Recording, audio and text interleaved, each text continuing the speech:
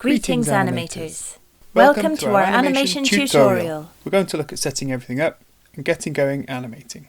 The first thing to do is to pick a quiet place to work. So you can really concentrate and not have anyone bump into your animation. Make sure there is a steady light source that isn't going to flicker.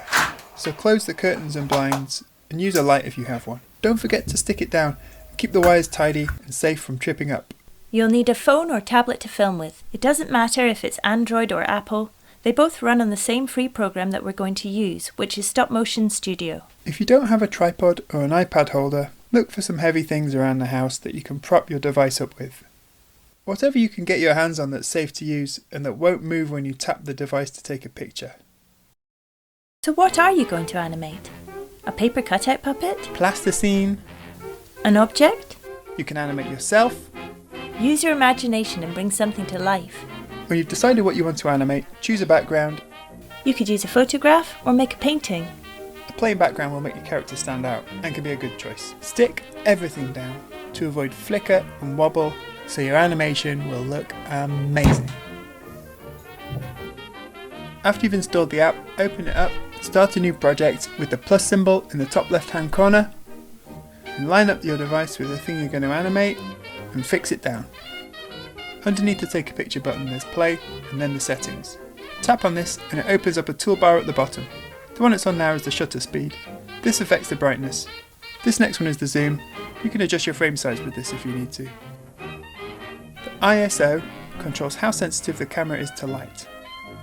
Next along is the focus. Drag the slider until the image is sharp. These are the white balance settings and they can alter the colour of the image. Choose the one that looks best for your scene. Set this last one to M for manual. This will lock all those settings so they don't adjust automatically, which would cause fuzziness and flickering in your animation.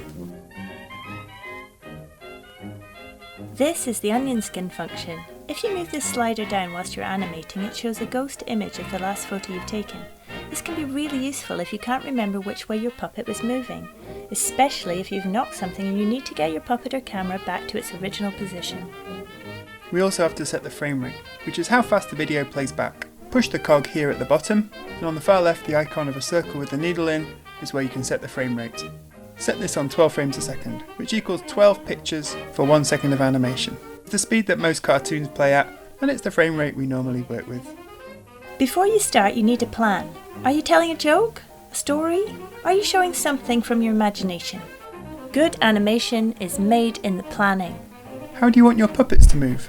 Realistically or in a cartoony style? Is the thing you're animating happy or sad? Is it in a hurry or is it lazy? Remember that small movements of your puppet will make your animation go slowly on screen, and large movements will make it move quickly.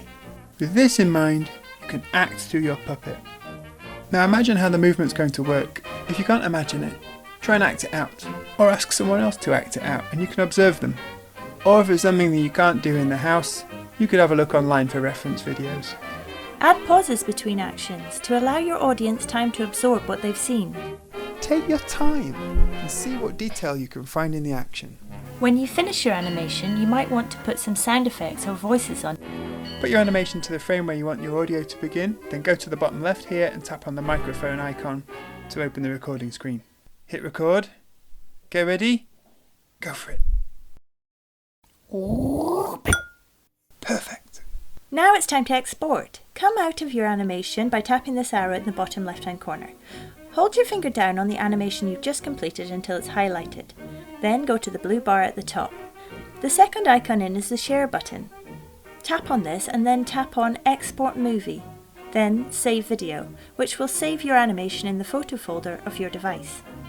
Animation is a skill you can learn. And with a bit of practice, you'll do some amazing stuff. I hope you're all doing fine and enjoy mastering the art of animation. Good luck, animators.